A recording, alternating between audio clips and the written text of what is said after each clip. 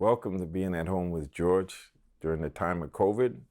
And it's pretty obvious that I'm not in my office doing this, that I'm actually in a hotel in California, LA, to be exact. El Segundo, to be exact, the home of Fred Sanford. If you folks ever watched Sanford and Son, he used to talk about El Segundo. So I'm in a hotel in El Segundo around the corner from the old Lakers facility.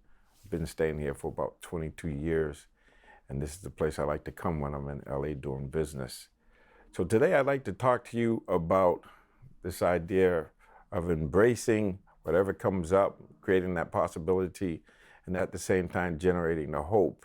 And so it's interesting because the connection with that comes out of my following the teachings of Thich Nhat Hanh, who was this Vietnamese monk who has been instrumental in bringing mindfulness or the contemplative practices, the teachings of the Buddha into everyday life.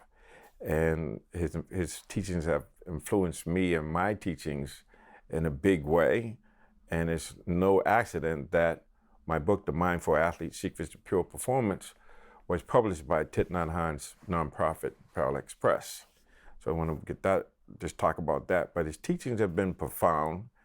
And my development as a meditation teacher, as a human being, you might say, and that's the thing that was really amazing about Thay. That's what we call him, Thay. Thay's teaching is, he started out with the miracle of mindfulness, or this idea of how to bring this ancient practice into everyday life for everyday people. And so he's influenced me quite a bit in my teachings, and I wanted to honor him in his passing. He was 95 when he passed away last week. For me, I don't feel a sense of loss like most people feel when someone dies.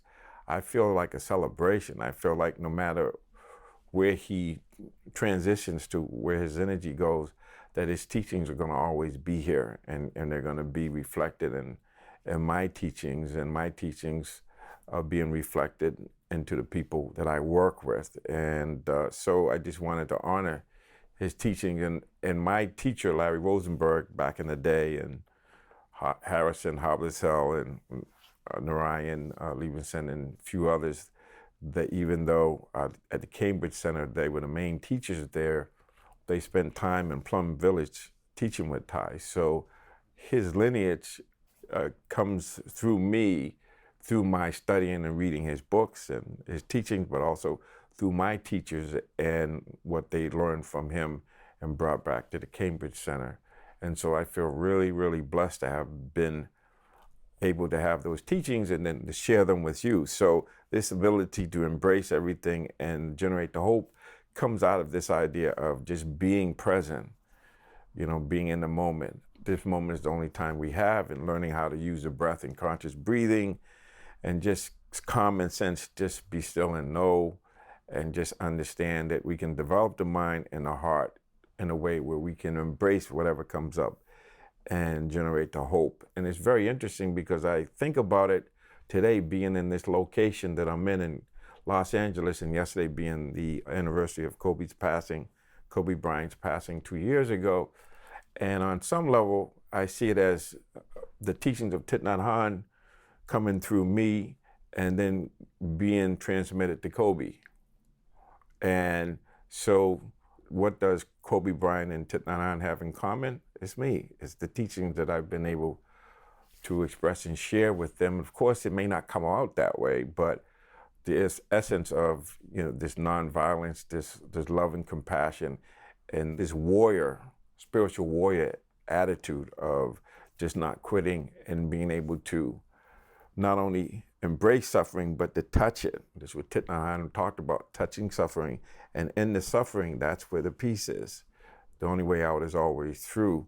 And to do it with a warrior spirit, with a kind and gentle heart. And so I wanted to just talk about that and just share that with you as I want to celebrate Thich Nhat Hanh, and I also want to celebrate Kobe Bryant. I want to celebrate all spiritual warriors, even though you may not see yourself that way, but to be able to embrace the unfolding unknown moment in a way and generate hope and say yes to life and smile. That's the other thing that remember about Thich Nhat Hanh is his ability to smile and to be in love, to be in joy, and to call people dear ones. And even though people saw the Mamba mentality of Kobe, there's another side that allows that Mamba mentality to be there. And that is this ability to be in the moment and to be fully engaged and feeling fully alive and being fully self-expressed. So it doesn't matter if it's work, love, and play. What matters is this idea of being fully alive in this moment, because this is the only time, and we have to train for it. And so you train for it so that you can show up and show out. So when I talk about practicing being present, that means that we have to have a time that we actually devote to practice, learning and practicing. And I dare say that Thich Nhat Hanh talks about practicing from the time you wake up to the time you go to sleep, that you can be aware of your breath, you can be aware of your mind, you can be aware of what emotions you are experiencing. And we all know about the Mamba mentality of this idea of continual practice, but it's not just practicing, it's perfect practice makes perfect. And what I mean by perfect practice, I mean that you practice, you make mistakes, you adjust the mistakes, but you embrace the mistakes and you learn from them. And so this idea of even now, from the time we wake up to the time we go to sleep, we have to have this tenacity, this diligence to just use every moment as a moment to practice, every moment to say, okay, am I present? Am I not present? And if I'm not present, how can I get present?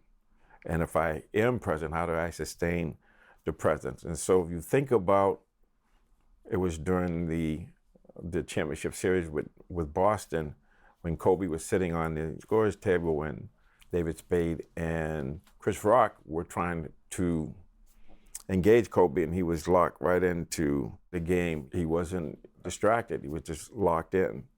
You don't get that by just showing up and trying it. You have to practice that.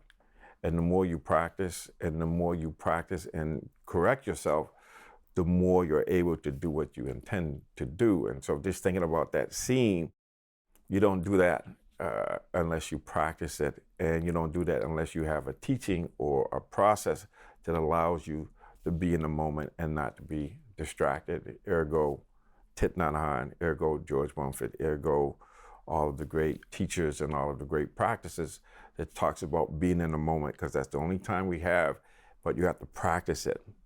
You have to have a certain amount of time during the day where you're focusing on how can I just be in the moment? How can I just be with what is? And so you practice that.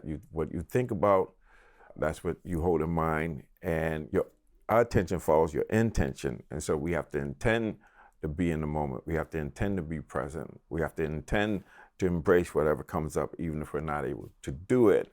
And we have to intend to generate hope. You know, what's the lesson that I have this ability to observe experience and change my mind and direct my mind, control my inner thoughts and feelings.